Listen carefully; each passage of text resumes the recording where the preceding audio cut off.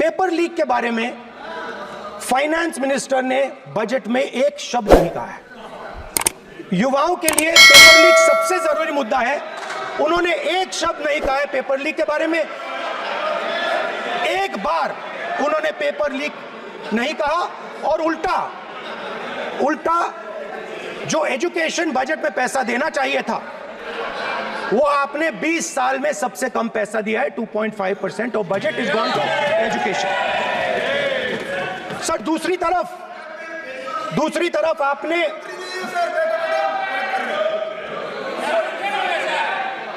आपकी नहीं मानते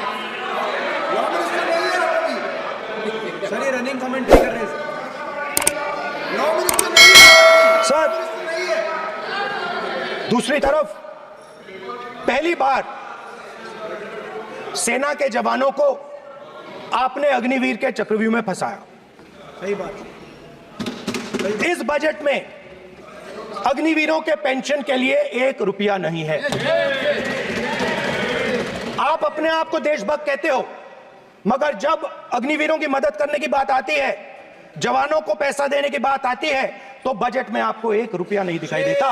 उनकी पेंशन के लिए 1 रुपया आपने नहीं दिया, तो उनको आपने अग्निवीर के चक्रव्यूह में फंसाया।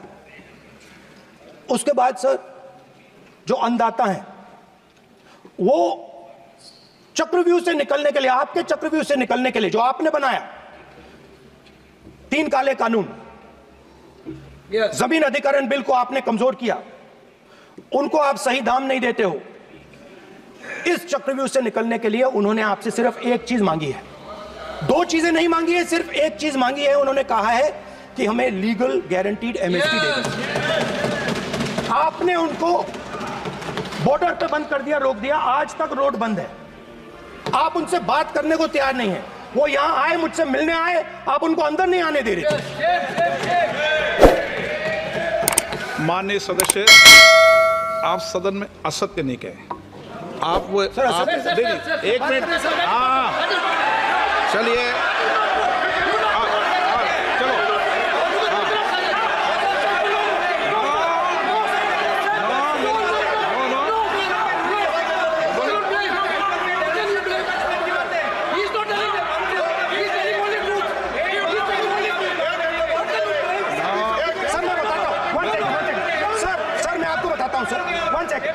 सर मैं आपको फैक्ट बताता हूं सर, जो मुझे एक सेकंड, हाँ बता। मैं आपको फैक्ट बताता हूं, फिर आप मुझे करेक्ट कर दीजिए।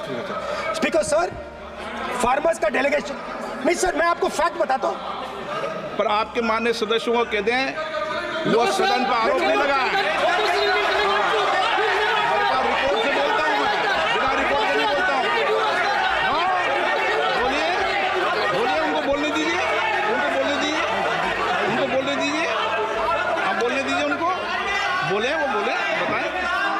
वो बताएं, मैं बताऊंगा।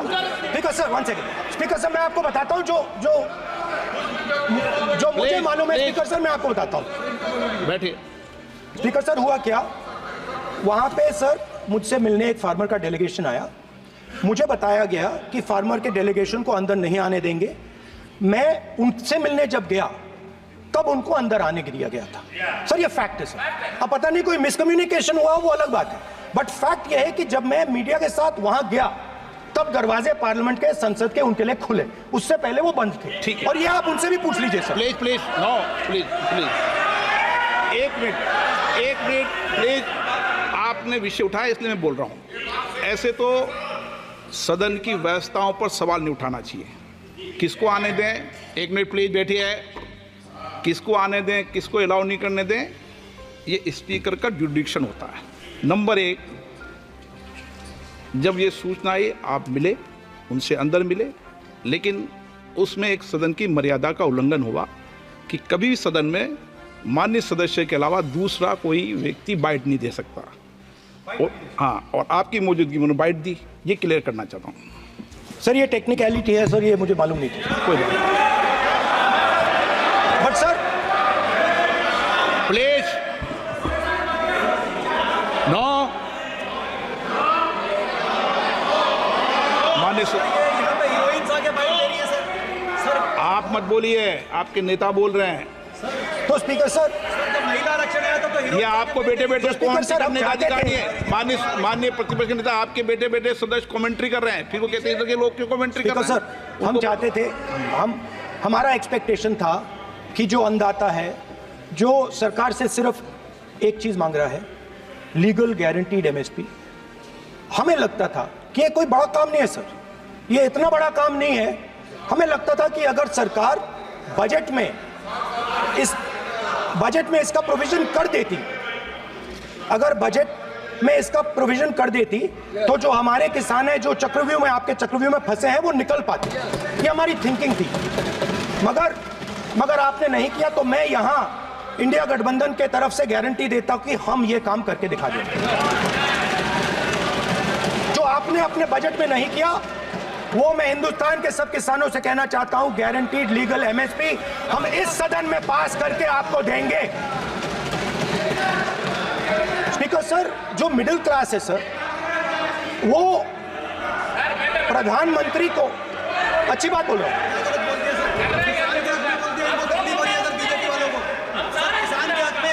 अगर नेताजी पक्ष बोल रहे हैं तो आप बेटे बेटे टिप्पणी आप मत करो, आप करोगे तो वो भी करेंगे। आप मत करो, मैं सब साइलेंट करो प्लीज। फिर टिप्पणी कर रहे हो आप, प्लीज माननीय सर मिडिल क्लास जो है, वो शायद इस बजट से पहले प्रधानमंत्री को सपोर्ट करता था। जब प्रधानमंत्री ने कोविड के समय उनसे थाली बजवाई थी, तो उन्होंने दबाकर थाली बजाई, धड़ धड़ धड़ धड़ धड़, थाली बजाओ बजाई। हमें अजीब लगा, मगर प्रधानमंत्री ने मिडिल क्लास को ऑर्डर दिया, तो मिडिल क्लास ने थाली। तो बंधुरा ভিডিওটি ভালো লাগলে অবশ্যই শেয়ার লাইক কমেন্ট এবং সাবস্ক্রাইব করে নেবেন। টাটা।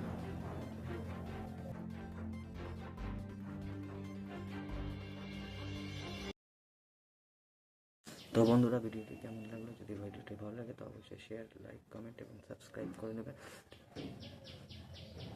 টাটা।